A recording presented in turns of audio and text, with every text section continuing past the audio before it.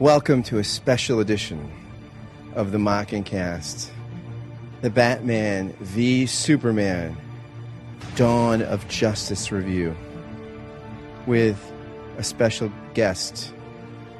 First time on the podcast, my movie-going companion, whose secret identity will be revealed in just a moment. Hang on to your seats and enjoy the ride.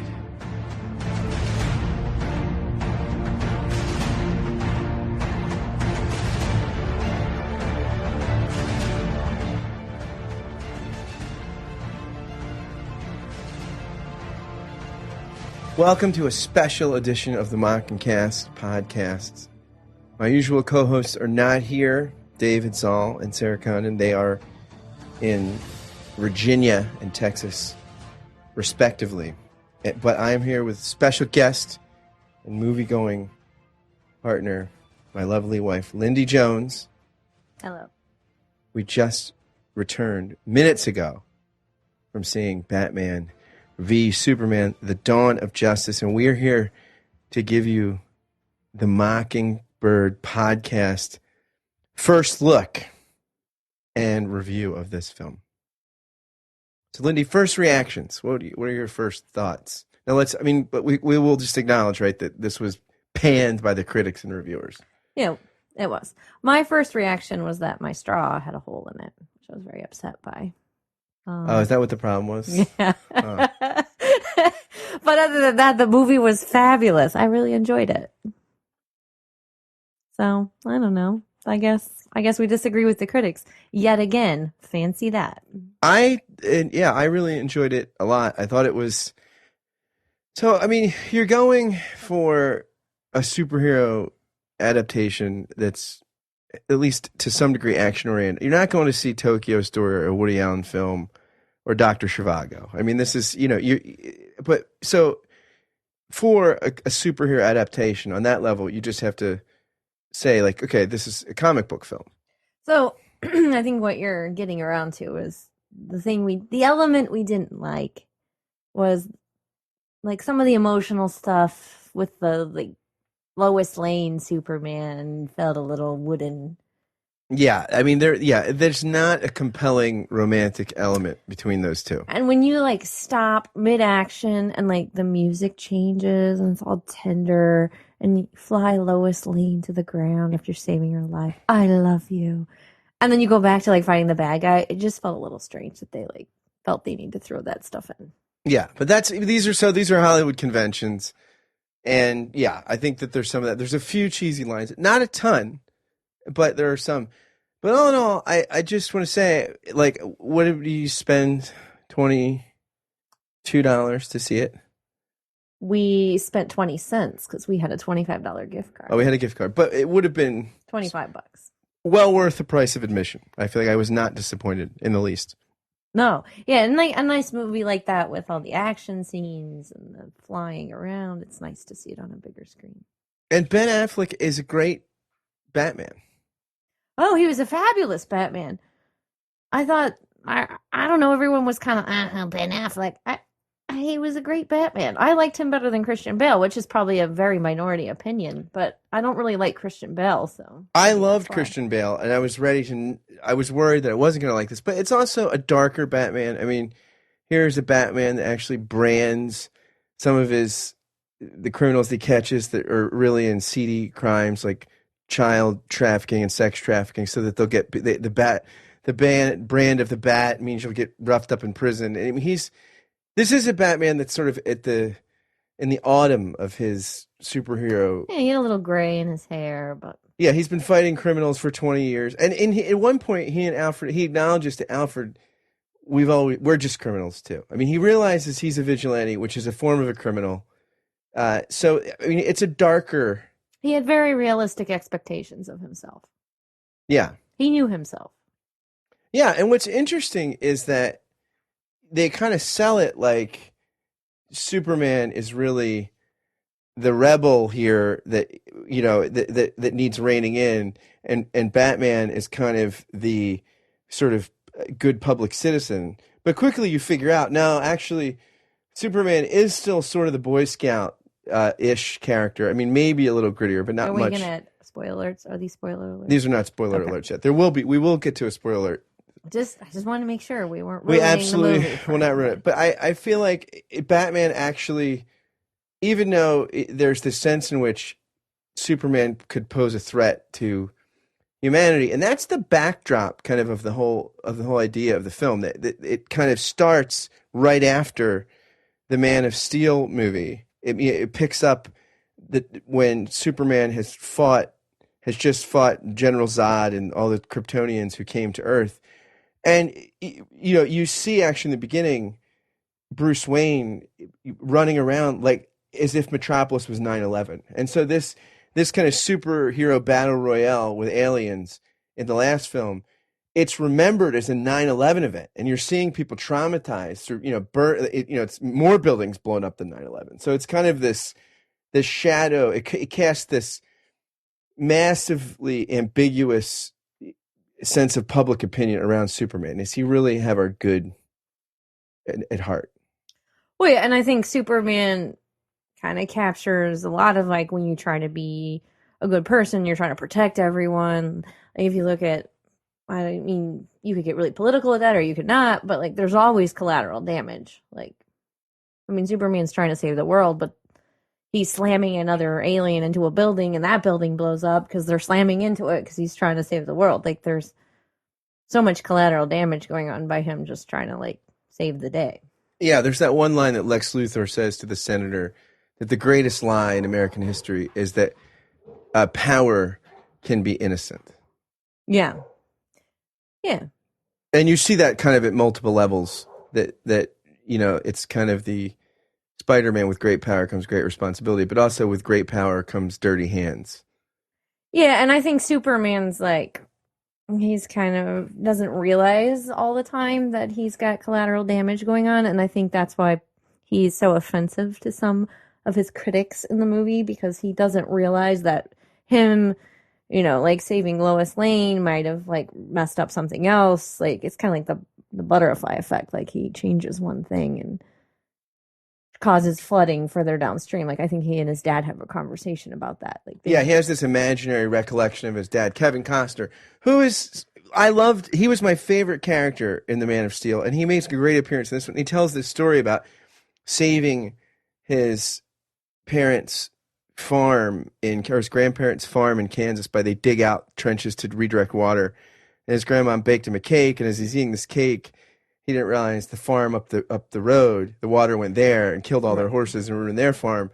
So it's interesting because he says, Superman asks him, did you ever get over it? And he says, yeah, when I met your mother. And so there's this kind of theme that sort of love saves the day, or at least love and intimacy. And that's what we were talking about before, that what's interesting, right, is Batman and Superman both have strong attachments to their parents. Yeah.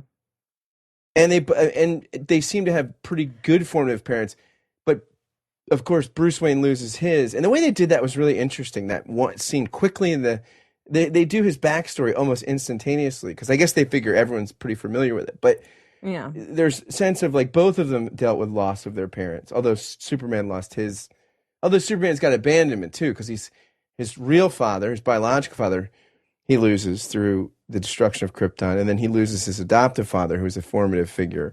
And so I think you have two guys with lots of testosterone working out their issues with their parents.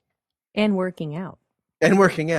There's a great training scene where Bruce Wayne is training, and like it's like Rocky IV on steroids when Sly Stallone is like training in the cabin while Ivan Drago is in the high technical Russian gym. It was awesome. I'm just really glad we worked out before we went so we didn't feel disgusting sitting there eating buttered popcorn. Yeah, we would have felt terrible. We would have felt really bad about ourselves. Terrible about ourselves. So can we say we're 9 minutes in. This is not going to be a super long edition, but should we say at this point, at minute 9, this is your spoiler alert. So, minute 9 right here. If you don't want to know anything about the content, warning, spoiler alert. And then maybe, actually, I'll say a couple things before we do spoiler alert, just for a minute, that I think one of the things that's interesting is that one of the reasons that I think so much, a lot of the film is about theodicy and the problem of evil and people, like how suffering and how you kind of have to try to bend a broken world to your will. At least some of the characters think that, at least at some of their struggling moments. And I think that and there's actually Lex Luthor, the character, which great, Jesse Eisenberg, the guy who plays Mark Zuckerberg. And this Lex Luthor is kind of an evil version of Mark Zuckerberg. Oh, absolutely, yeah. Which is great, right? Evil Mark Zuckerberg. Although some would say the real Mark Zuckerberg might be a little evil as well. He even had kind of hair that looked like Zuckerberger-ish. So I'm sorry. Is that one of those roles where like he'll always be Mark Zuckerberg no matter what else he's in? Yeah. He's gonna be a horse in the Horse Whisperer. He's an entrepreneur that bonds with horses, right? Yeah. A buddy film. He befriends another social media guy like Steve. Yeah. So I think though that one of the things that's interesting is a lot of disbelief about God, which they talk about in the film. Like there's Mark Zuckerberg talks, or Lex Luthor. Mark Zuckerberg. Oh, wow. Lex Luthor talks extensively about his abusive childhood and skepticism about God, and seeing his plot to overthrow Superman as like the death of God. But I think a lot of skepticism, and Bruce Wayne too, like he kind of has a whole death of God. Oh, absolutely, yeah, too. Yeah. That this guy could wipe out the whole world if he wanted to. I think a lot of people's disbelief in God comes from making God in their own image, and most people have control issues and anxiety issues, and can be vindictive and make arbitrary decisions. So then we kind of think, well, there can't be a God, or we say we would do a better job or something. But I think a lot of times that our projection of the divine image is like us on steroids. And so it's funny because all these people's skepticism about Superman, it's almost like, well, if we had those powers, that's what we'd probably do. So it's kind of imputes onto him their own fears of their own demons. Yeah. Which I think is interesting. So, all right. Now, spoiler alert has been moved to minute 12. So, in 5. We warned you, 4, but we lied. 3, 2, 1. Spoiler alert. So, one of the things I think they were trying to do here is take two great DC comic traditions. You have The Return of the Dark Knight, which is sort of Batman at the sunset of his career, going back into action, an older, broken Batman, who actually does battle with Superman. And then the other big thing in comics from a couple decades ago was the death of Superman sort of storyline, which Superman is killed by Doomsday, which is this alien, executioner, like super weapon. And actually they kind of merge these storylines. So you get to see the combat between Batman and Superman, and you get to see, spoiler alert, the death of Superman, which is really interesting because it's released on Good Friday, and here you have the messianic figure that's misunderstood by those who he's trying to save and for whose welfare he exists, being judged harshly and then dying vicariously to save the city. Yeah, with a little cliffhanger where you're like, is he coming back? Like, yeah, the ground over the grave is a little tremulous, and then credits. I mean, he's coming back. I mean, he came back in the comic books. He got nuked and he comes back. Yeah, so it's just vitamin D, by the way. There's a scene where he gets nuked and he looks like he's kind of dying, and then he gets the sun, which, didn't you read that study the other day that we just need more vitamin D? We do need more vitamin D. We're very deficient. So it works for Superman. So, yeah. But I thought that was interesting because you have this, everybody's afraid of his godlike powers, and yet he winds up sort of doing something he knows will wind up in his own death to save his world. Right. I like Superman, but he's just too good. I agree with Batman. Sometimes I just don't trust it. He's a little naive at times, and Yeah. there's nothing more satisfying than seeing Batman. Well, and here's the thing with Superman. His weakness is exploited by Lex Luthor, and that's that he's very attached to like his mom and Lois Lane, and he's capable of doing bad things if he thinks something will happen to, like once he knows his mom's in danger, he's going to go kill Batman. Like he's exploitable. He is exploitable, and I think that like and by the way, there's nothing more satisfying than seeing Batman outsmart and beat up Superman. I mean, of course, It was pretty cool. it's how anyone would have to do it. It's kryptonite. And I wanted it to happen, and then when it did, I felt terribly guilty. Yes, but it was great. And Ben Affleck, and I mean, there's this one line where he's like, "You're not brave. You're only men are brave." Yeah. I mean, are you really brave if you're indestructible? Probably. Yeah, not. I mean and it's interesting. At one point, where Batman makes these really cool kryptonite grenades, and they like blow up, and he says, "See what you're smelling right now? That's fear." Yeah. It's kind of sound like the Scarecrow when he. Oh, it was said that. awesome. Yeah. And Jeremy Irons is a great Alfred. I mean, He's a great Alfred, and we haven't even mentioned Wonder Woman, Wonder Woman is spectacular. who was great. Underdeveloped in the film, I might add. Yeah, well, that's because her film is the next one coming out. Oh. They're doing Suicide Squad, then Wonder Woman, then the next Justice League film. Yeah. So she had cool little theme music going on. She had awesome theme music. There's here's what we forgot to mention that actually I feel like the first 2/3 of this film feels much more like an espionage film. Yeah, more it was than a very superhero. James Bond. Oh yeah, Bruce Wayne is James Bond. It's a lot of intelligence work. It's hacks. It's this cat and mouse between the two spies, Wonder Woman and Bruce Wayne, and trying to figure out her identity. And it's great. I mean, that's some of the best part. Yeah, of the whole and film. Trying to hack into Lex Luthor's server. Yeah, I mean there's some amazing plot twists in that regard. Absolutely. But it's interesting too that like there is something to Batman's assertion that you don't know courage until you're vulnerable, and like to the degree, the only degree to which you can sympathize with Superman is in both emotional and physical weakness, right? Because if there's not a possibility for thank God for Krypton or whatever kryptonite, like otherwise we'd never get to see Superman weak. Yeah, I mean it's amazing how that always keeps turning up. Like whenever we need to weaken Superman, a little more kryptonite shows up somewhere. Exactly. Oh, the Indian Ocean. We just found some. Well, because what Kryptonian wouldn't keep some on their ship just in case? Exactly. You have a little bit of dirt from the mother world, just in case. But I think that's like where Frank Lake says that you have to.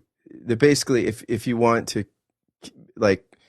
If the purpose of your life is to contain good things, if you think that you've got a bucket that you need to fill, then whenever life really hits, when things really hit the fan and life gets real, you look at the cupboard and, the cupboard is bare and you feel like awful about yourself. But if you see that really we're not meant to be buckets of self-contained goodness, but channels for the energy of the life of God, that when the bottom gets knocked out of humanity, it ruins it as a container, but it makes it a great channel. And so in some ways, one of the reasons I think people don't find Superman generally empathetic is because he does look like a big bucket that contains power and goodness.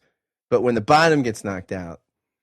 Really, and his real weakness isn't necessarily kryptonite. It's his love for his mother, which is when Batman sees that he can't actually hurt Superman anymore. And his idealism and his love for his mother, because Batman and Superman have, like, he becomes more human to Batman because he has a mother. He loves his mother, and that's what he's worried about as he's about to die. Is not himself, but like someone's gonna hurt my mom. Yeah, and they're kind of, because both of their moms are named Martha, and Batman figures that out. I never noticed that before. In the and they showed it in the on the. Well, I know, but I just never noticed. I mean, that's not a common name. Like Martha Washington, Martha Kent, Martha Wayne.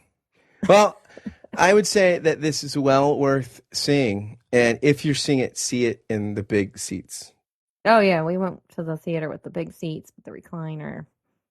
Yeah. So definitely this. They had broken straws, but it was a great theater. We give this, I give it 3 rocks of kryptonite, or I don't know, 3 batarangs. 2 thumbs up. 3 batarangs. Like this. Is that a good score? Yeah, out of like 4. I don't know. I give it. 3 out of 4 is good because they could have, some of the like, I don't know, emotional, meaningful stuff could have been a little bit better, but can't have everything. Well, thank you for listening to our little review, and stay tuned for the next episode of the Mocking Cast, which will come out next Friday.